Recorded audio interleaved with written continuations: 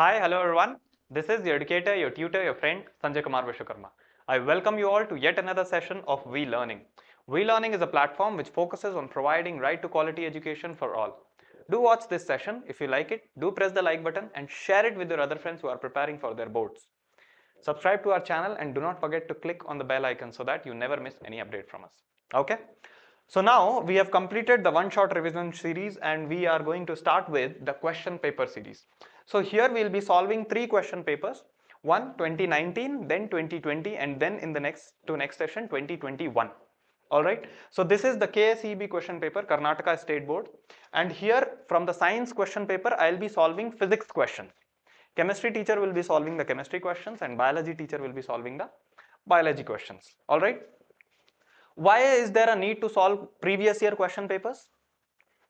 So that you get to know what kind of questions have come already in the exams, right? You will get an idea of how to prepare going ahead, all right? And moreover, it improves your, you are practicing more and more. You first did the course and then the revision, the one-shot revision series, and then the question paper.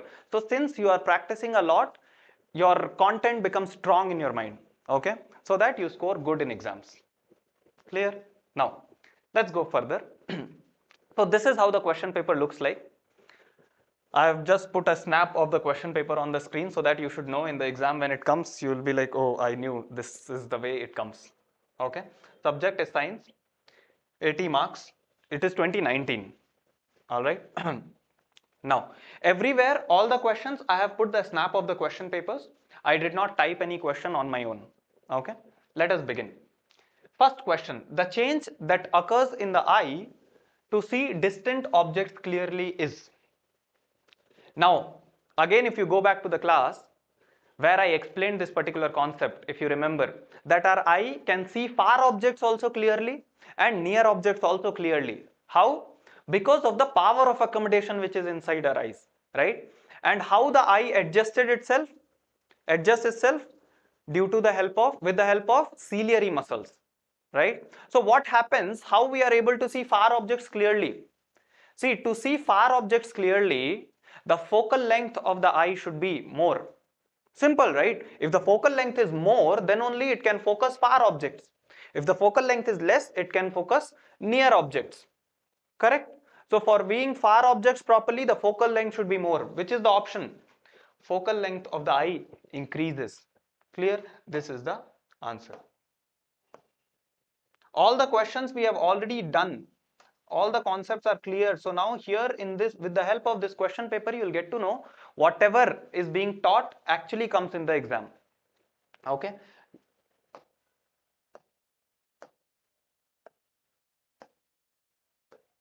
This is the answer. Next. The resistance of a conductor is 27 ohm. The fourth question from the question paper is of physics. It is cut into 3 equal parts and connected in parallel. Then its total resistance is. So again, try doing this on your own.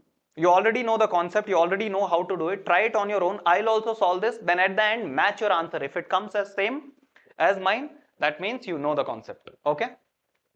Fine. So resistance of a conductor is 27 ohm. It is cut into 3 equal parts. 3 equal parts means 9 ohm, 9 ohm, 9 ohm. Right? If I divide it by 3, 3 9s are 27. So now we have 3 resistors of 9 ohm, 9 ohm and 9 ohm.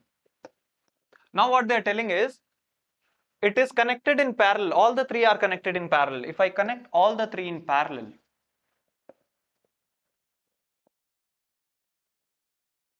this is 9 ohm, this is 9 ohm, this is 9 ohm. Now the total resistance, that means the equivalent resistance of the circuit, of this circuit will be how much? Very simple. 1 upon R equivalent is equal to 1 upon R1 plus 1 upon R2 plus 1 upon R3, right? That is 1 upon 9 plus 1 upon 9 plus 1 upon 9. That is equal to 3 upon 9. So 3 ones are 3, 3 threes are 9. That is 1 by 3. Do not write as 1 by 3 ohm. A lot of times we do this mistake. This is 1 upon R equivalent. So R equivalent will be how much? 3 ohms. Clear? This is our answer. Now here, this is our answer. Directly also you can tell the answer without solving. I told if equal resistances are connected in parallel, if let's say 2 are connected, then the equivalent resistance will be halved. If 3 are connected equal, then it will be 1 by 3. If 4 are connected, it will be that resistance by 4. Clear? So here if you see 9 by 3, 3 ohm is the answer. Okay, next question. To obtain a diminished image of an object from a concave mirror, position of the object should be. So now 4 options are given: between C and F, beyond C, between P and F, at F. What do you think will be the answer? If you remember, we have done 6 parts of this particular thing, right? Concave mirror. 6 cases are there. All the 6 cases we have discussed. Now if you remember all the 6 cases, you can directly tick mark. Let's say you forgot in exam the 6 cases. So how to do? What you can do is, these 4 options are there. Make the ray diagrams of all the 4. You will get the answer. Very simple. Let us do this. So between C and F, if I want to make the ray diagram, how will it be? This is the concave mirror. Focus will be somewhere here. Center will be somewhere here. Object is between C and F. That means here. Now make the mirror as big. The ray goes like this. From focus, it passes like this.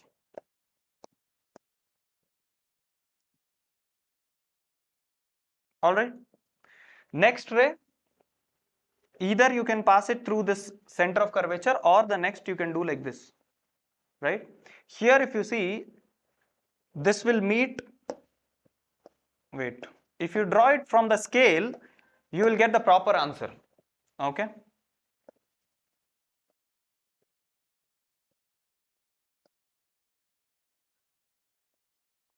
Somewhere here it will meet, beyond the C. So now here if you see, by seeing, this doesn't look as diminished.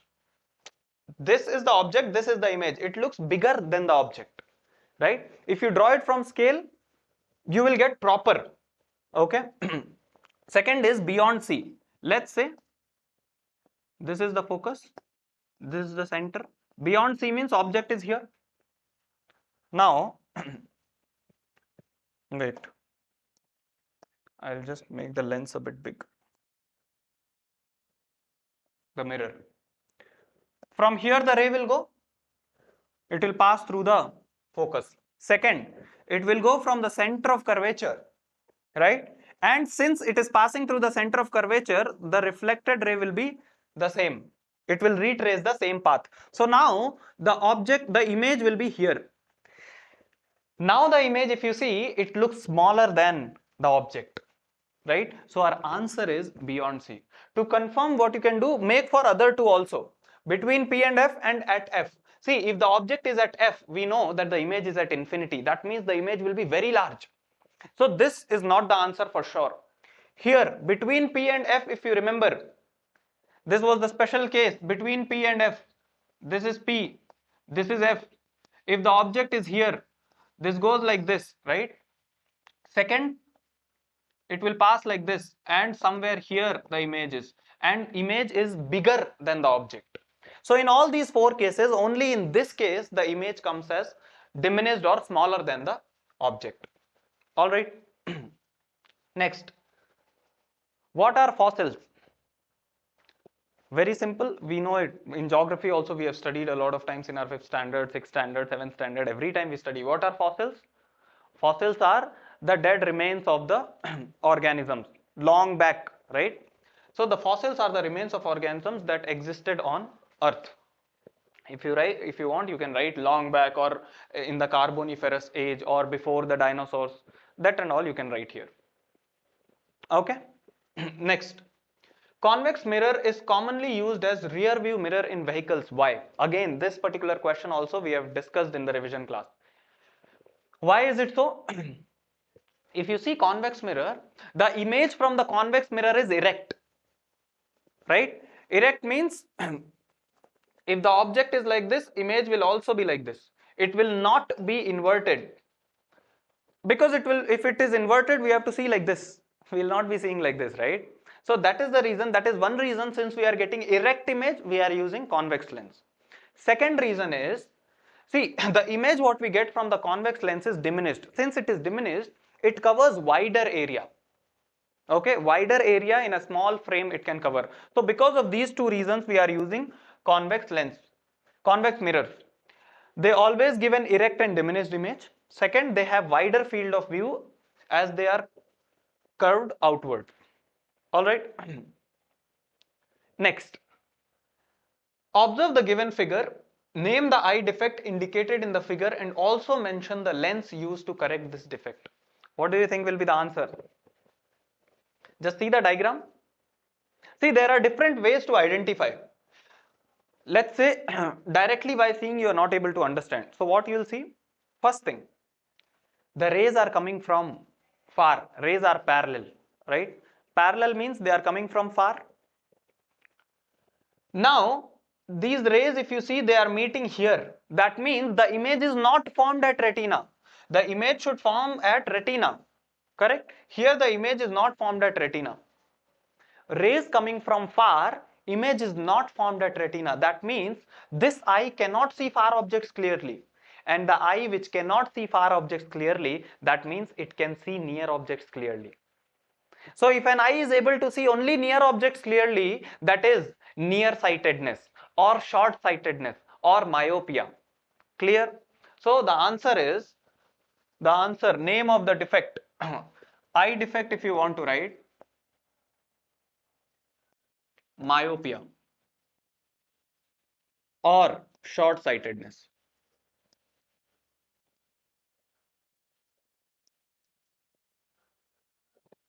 All right. Now they are asking, okay, another way to understand. See, all these rays are converged at this point, right? Normally, the rays were going like this. They are converged here. That means the power of the lens is more. It is bending the light more. It should bend less so that the image forms here. The bending should be only this much, but it happened this much. See, the angle is more. If the bending is more, that means the power of the lens is more. The lens is curved, and when the lens is curved, if you remember the why this defect arises, from there also you can know it is myopia. Okay. All right. How to correct this? That's also they have asked, right?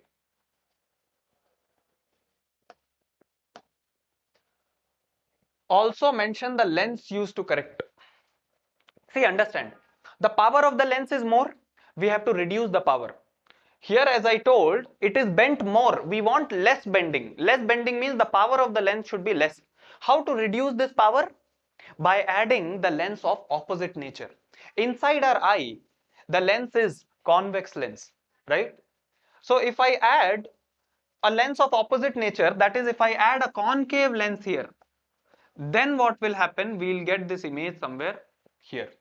Clear? The ray will go like this, and then it bends like this. So the answer is lens used to correct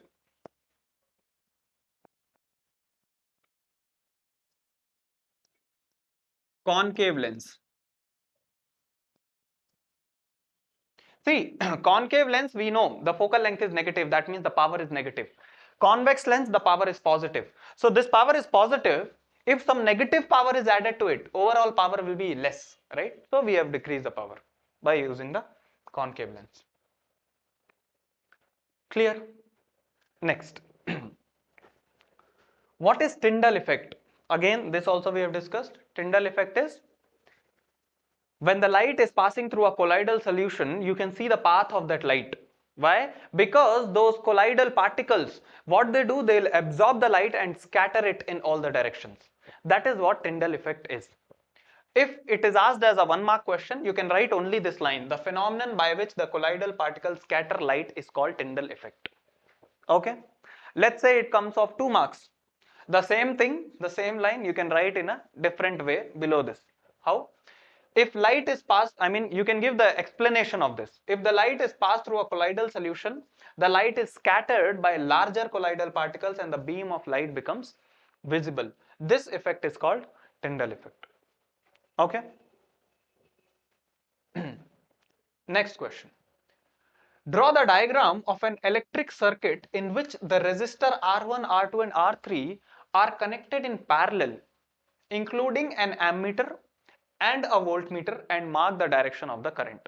Again, circuit diagram also we have learned how to draw it. Let's draw here. We have three resistors. We have to connect them in parallel. Let us connect them in parallel first. This is R1.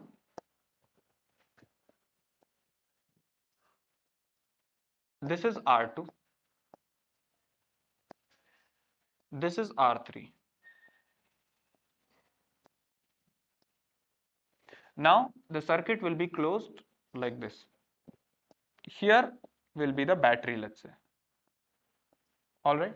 Then we'll put a key here. The switch. Okay. After the switch, now ammeter and voltmeter have to be fixed. If you remember, I told ammeter is always connected in series. Right? So with this combination, the ammeter should be in series. So the ammeter will come somewhere here. Alright. You can connect it here also, here also, here also, anywhere. And voltmeter is always connected parallelly to the appliance, to the device, to the resistor. So if I connect the voltmeter parallel, the voltmeter will come here. Clear? Parallel to all the resistors. Because the voltmeter has to see the voltage across these two ends.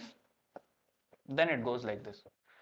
Now they are telling mark the direction of current. So we have put the battery like this. This is the positive terminal, this is the negative terminal. So the direction of current will be from positive to negative. Okay. Since they told to specify the direction, if they would have not told, still we would have made these arrows, right? But since they have told, we'll label also. Let's say this is current I which is going. Okay. Here it distributes I1, I2, I3. In this also it goes as I4, and then here again it joins and comes as I. Clear? Draw this diagram. I hope nothing is missed. Always after drawing, check whether any of the labeling or anything is missed. Next, draw the diagram of a simple electric motor.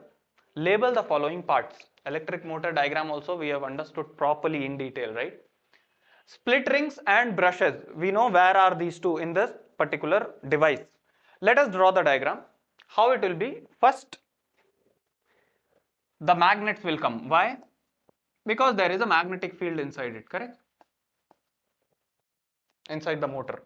Then we have a armature coil, right? This coil is connected with the axle, with the split rings, and those split rings, inside that split rings there is an axle. See here. So here there is an axle.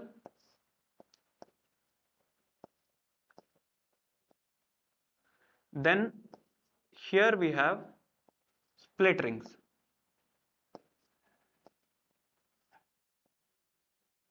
I hope you can see this properly. These are two split rings. If you want, I'll make it with a different color.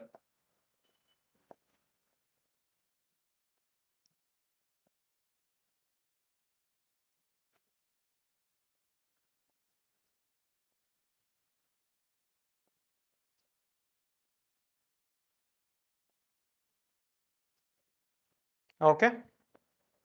We can extend this axle also.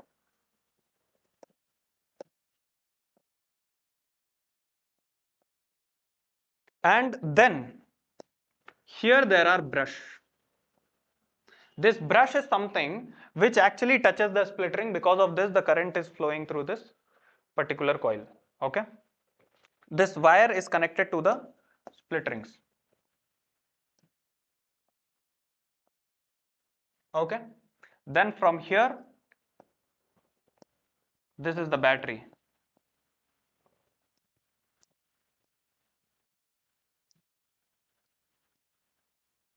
You can put a switch also here.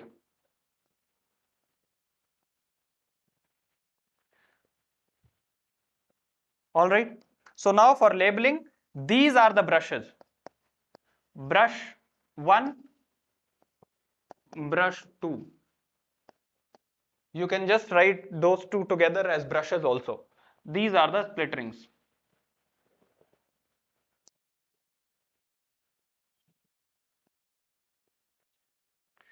I don't want to cross.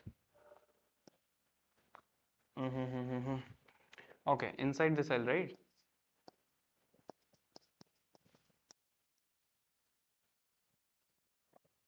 Okay.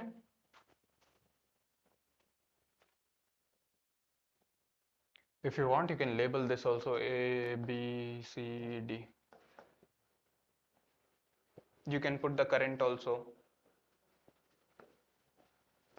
They have not asked, they've only asked where are the brushes and split rings.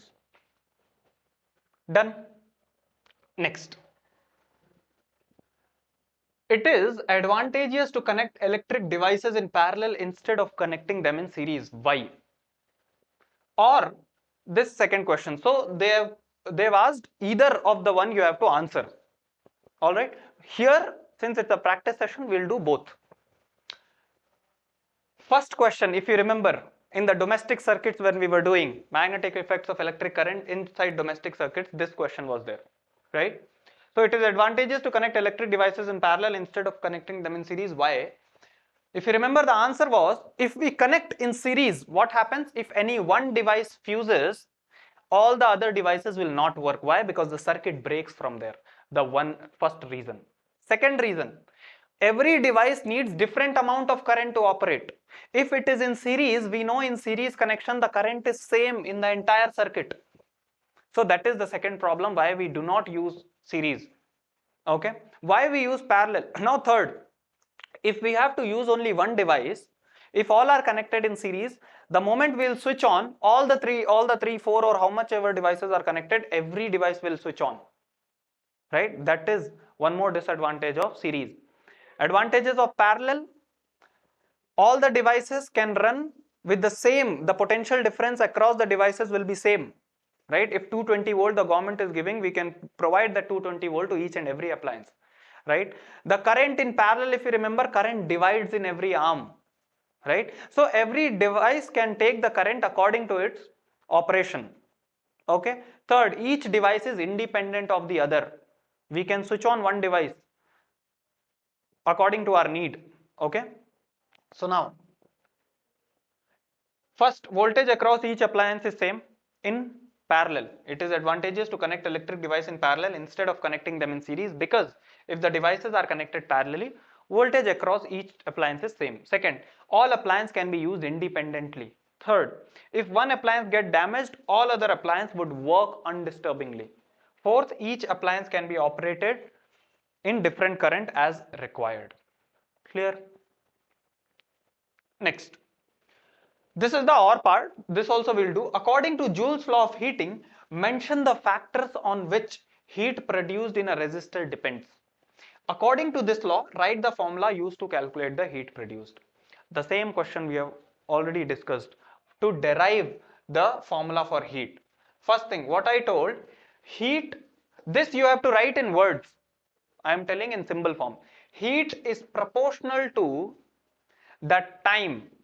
Simple, if you plug a charger in the socket, if the charger is plugged for more amount of time, for more time, the charger gets heated up, right? So heat is actually proportional to time. It depends. If it is connected for a short duration, it will be warm. If it is connected for a longer duration, it becomes hot, right? So heat is proportional to time. Second, heat is proportional to current.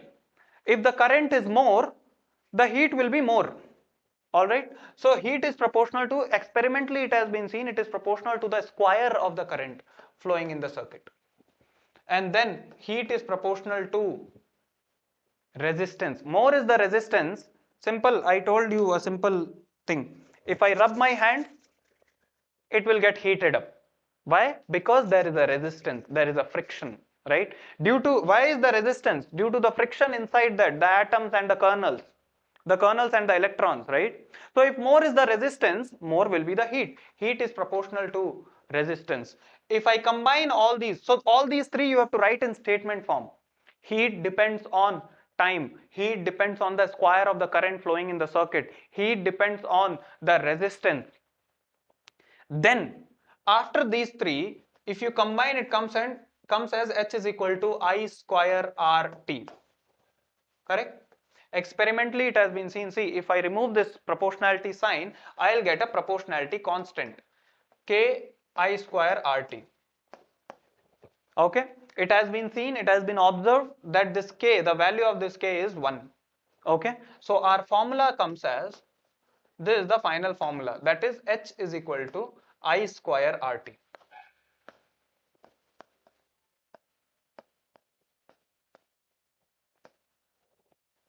All right? Okay. This is the answer of the OR part. Next, list the disadvantages of using fossil fuels, or list the advantages of reduce and reuse to save environment. So first we'll see the disadvantages of fossil fuels. Then we'll see the OR part. What are the disadvantages? It is non-renewable, right? If we burn it, the coal is over. We are not able to use it again. Petrol, if we use it, if you put in vehicle, you cannot reuse the same petrol, right? You have to go to the petrol pump again and fill the petrol. So it is non-renewable. Second, it causes harm to the environment. Why? Because of the emission of the harmful gases, carbon dioxide, carbon monoxide. Okay. Then it is exhaustible. The rate at which it is produced and the rate at which we are using it, it is much faster than the previous. Okay. The fossils are non-renewable sources of energy and once used cannot be renewed. Burning of fossil fuel causes air pollution as the gases released contains oxides of carbon, oxides of nitrogen, oxides of sulfur. The fossil fuel reserves in earth are limited and may exhausted soon. Okay. These are the disadvantages.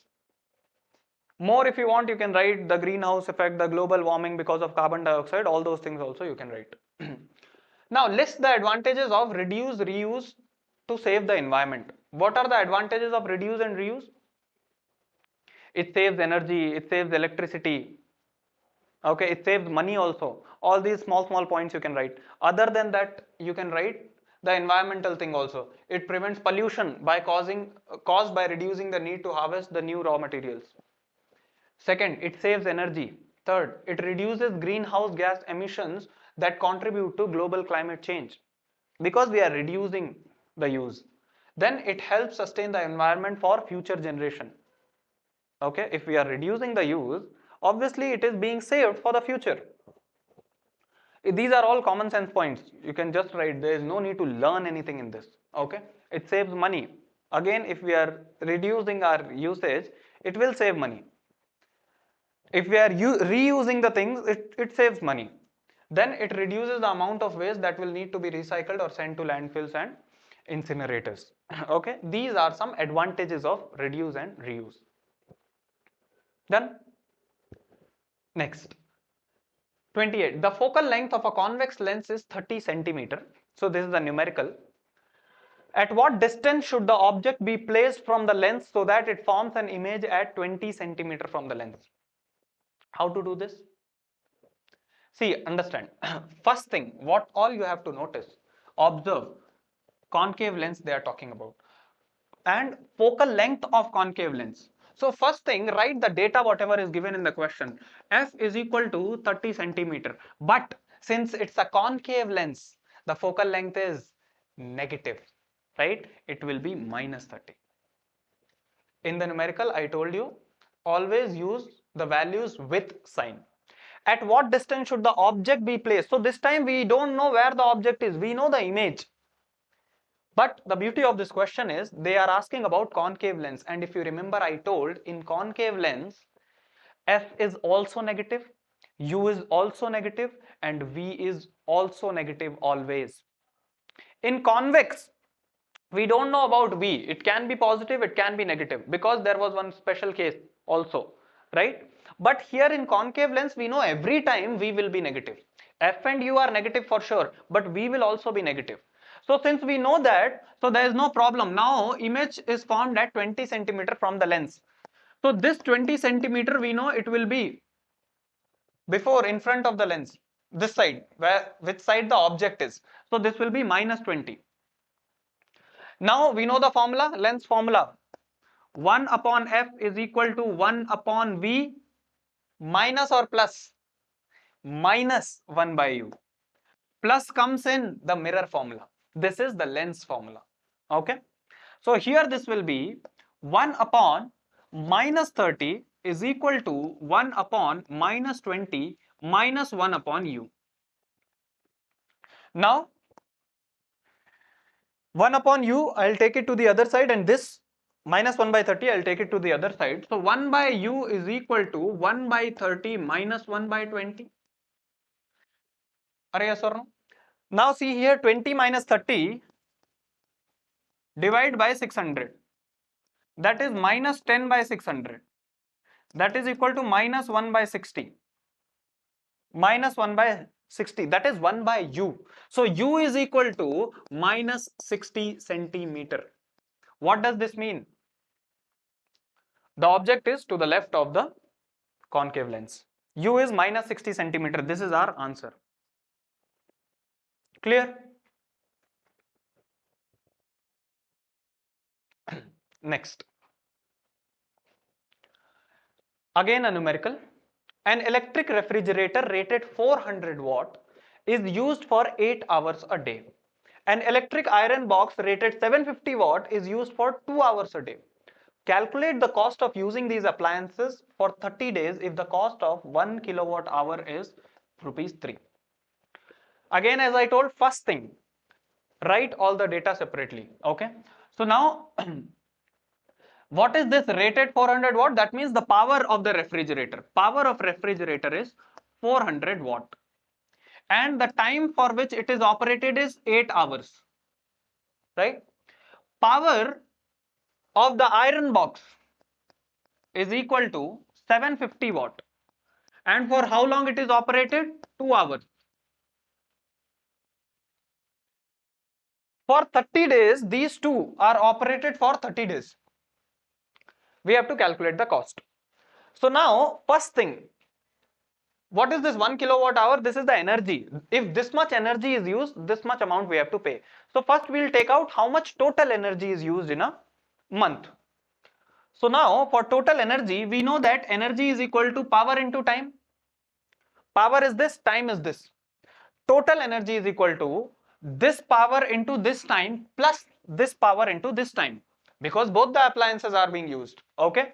So this will be 400 into 8. Now the time here is not just 8 hours, it is 8 hours a day.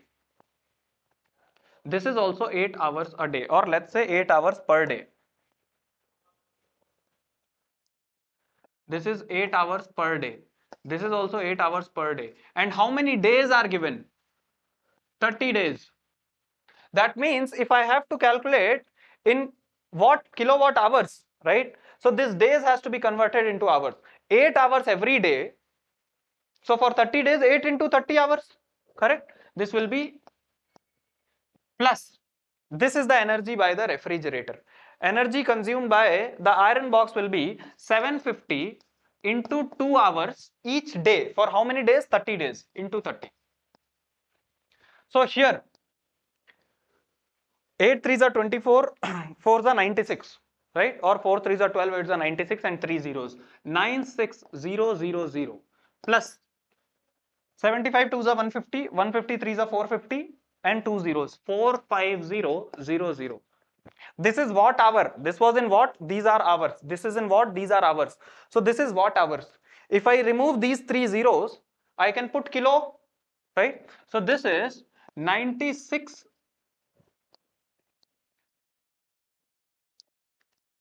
kilowatt hour plus 45 kilowatt hour. That is equal to 96 plus 45 is 90, 40, 130, 6, 5, 11, 141 kilowatt hour. This is the total energy consumed. For 1 kilowatt hour, it is 3 rupees. So for 141 kilowatt hour, this into 3. That will be our answer. Here I'll do this. I'll do it here. Total cost is equal to 141 into 3. That is equal to 3 ones are 3, 3 fours are 12, 2 1 carry, 3 ones are 3 1 4. Rupees 423. That is our answer. Clear? Easy question, very easy. Next, see, these question papers help us to understand the difficulty level of the exam, so that you should know in which part we have to give more time. What is dispersion of light? Mention the color that bends the least and the color that bends the most when the light undergoes dispersion through a prism. Or mention any four phenomena that can be observed due to atmospheric refraction of light on the earth. Both the things we have discussed. What is dispersion of light? When a light which is not monochromatic, right? If it passes through a prism, then all the lights which are there inside that light, all the constituents of light, they refract. Okay, so dispersion is basically special case of refraction. You can write dispersion is the special case of refraction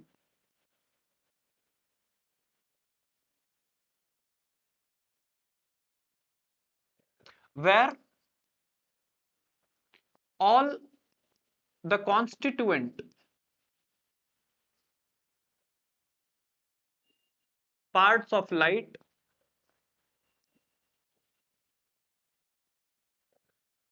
splits, okay, or are dispersed, you can say.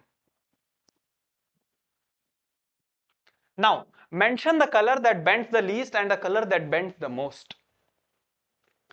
Do not write that red bends the most and violet bends the least. If you remember, I told red refracts the most, right?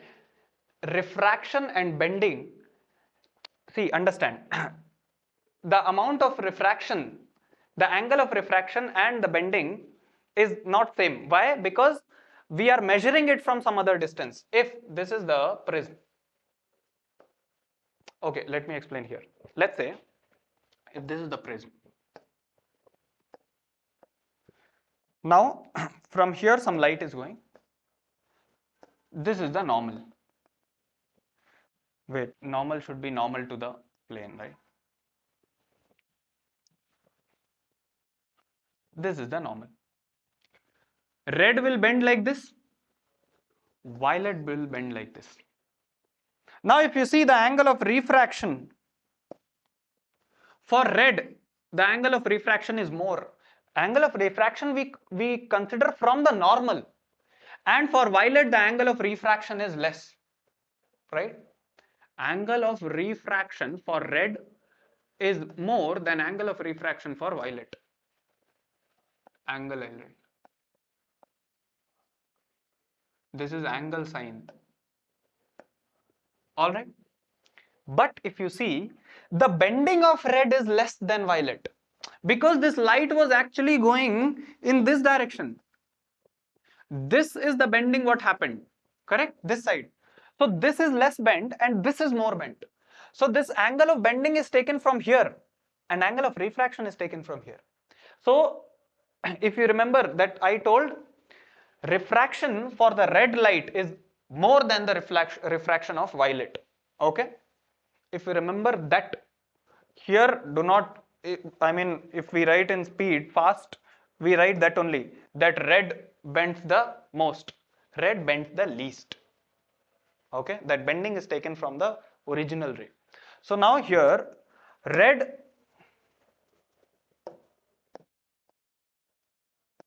bends least, violet bends most. All the other lights are in between them. Okay. Next, mention any four phenomenon that can be observed due to atmospheric refraction of light on the earth.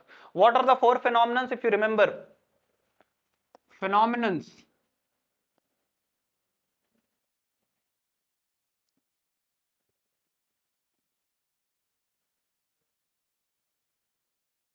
due to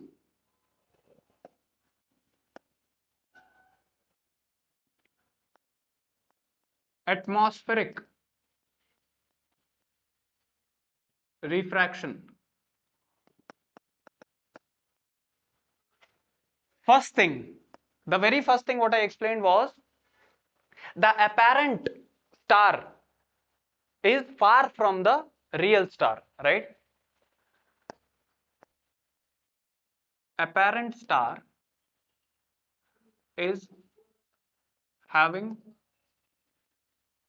slightly different position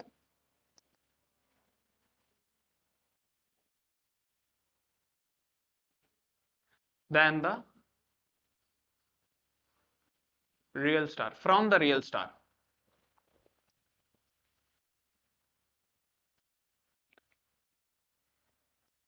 All right. Second, the twinkling of star also happens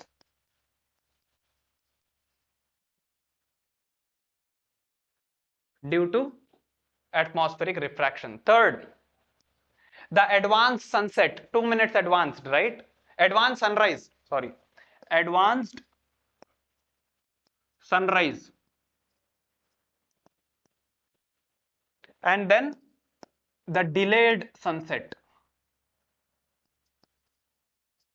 2 minutes, correct? These are the four phenomena of atmospheric refraction. Note them down.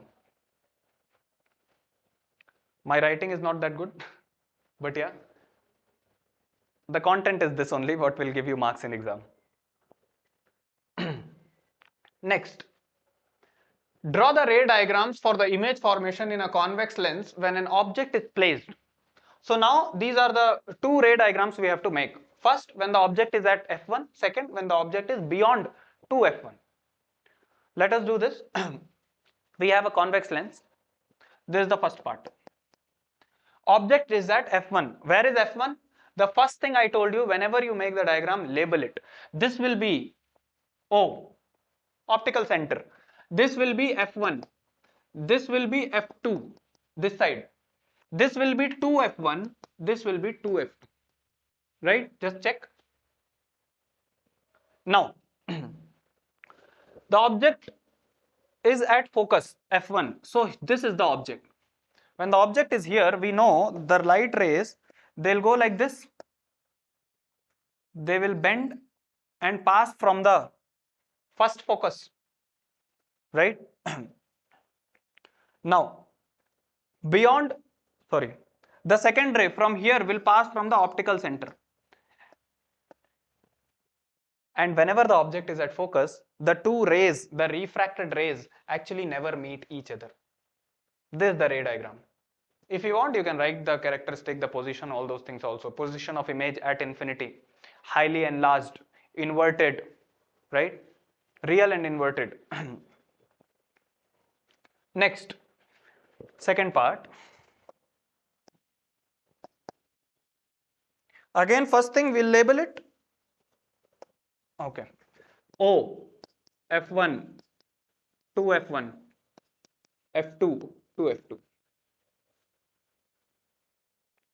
Object is beyond 2F1. Somewhere here the object is. So whenever we are saying beyond, we are taking from the lens. From lens, if you see, it is beyond 2F1. Now the ray will go like this.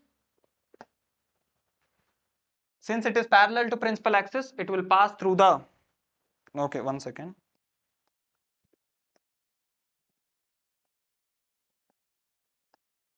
F2. Next, second ray will pass from the optical center and go as it is. So it is meeting here between F2 and 2F2. This is the ray diagram. Draw it from scale in your exam, okay? If they ask the characteristic, you can write the position between F2 and 2F2. It is inverted, real and diminished. Done. Next, 38. Name the major constituent of biogas. Write the properties of biogas which makes it a good fuel. So what is the major constituent of biogas? Methane. 75% of methane is released. Okay. Major constituent will be First, methane. Write the properties of biogas which makes it a good fuel. What are the properties? If you remember, biogas, it does not leave any residue like ash. Okay, does not leave any residue after burning like ash. Second, it does not produce smoke while burning. It does not produce smoke. Third, all those while burning and all those things you can add on your own. The heating capacity is more. It has high heating capacity.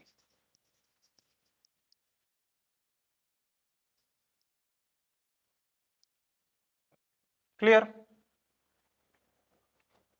So this is the first part. Second part, name the two devices that work using heat energy of the sun. What are the two devices? I'll write here at the side. Second part, solar cooker. Are yes or no? And solar water heater, solar cell, solar water heater. Since they asked two, I wrote two. Next, now this is the OR part. Write the advantages of solar cells. So what are the advantages? We already discussed. Once it is set at some place, there is no need to move, no movement. The maintenance cost is less, right? Renewable. So no moving parts, requires little maintenance, can be set up in remote areas without the hassle and expense of transmission lines. You can write renewable also, okay? Two hazards, okay. Second part was write any two hazards of nuclear power generation. This also we discussed. Improper nuclear waste storage and disposal results in environmental contamination. Okay, this is carcinogenous also, so risk of accidental leakage of nuclear radiations which causes cancer. These are the two disadvantages or hazards. Then next, how does overload and short circuit occur in an electric circuit? Explain what is the function of fuse during the situation. Again, this also we discussed. Overloading and short circuit, how it happens? When the live and neutral wire come in contact with each other. So when they come directly in contact with each other, a huge amount of current flows through them, right? Generally there will be some appliance between them, some resistor, so slowly the current is flowing. But now let's say because of some wear and tear, the insulation of these wires are damaged. So now they get in contact with each other. You would have seen a spark happens, right, when you touch. So now huge amount of current flows through that wire, because of which what happens, the appliance can damage. How it is protected? By the help of the fuse. What does the fuse do? Fuse is connected before only. So if there is an overloading, if a huge amount of current is passing, what will that fuse do? When the current is more, we know that the heating effect of current, right? H is directly proportional to I square. If the current is more, heat will be more. Because of that heat, the fuse wire will melt. The fuse wire will melt, it will break the circuit and it will not allow the current to pass through the appliance, because of which the appliance is prevented from getting damaged.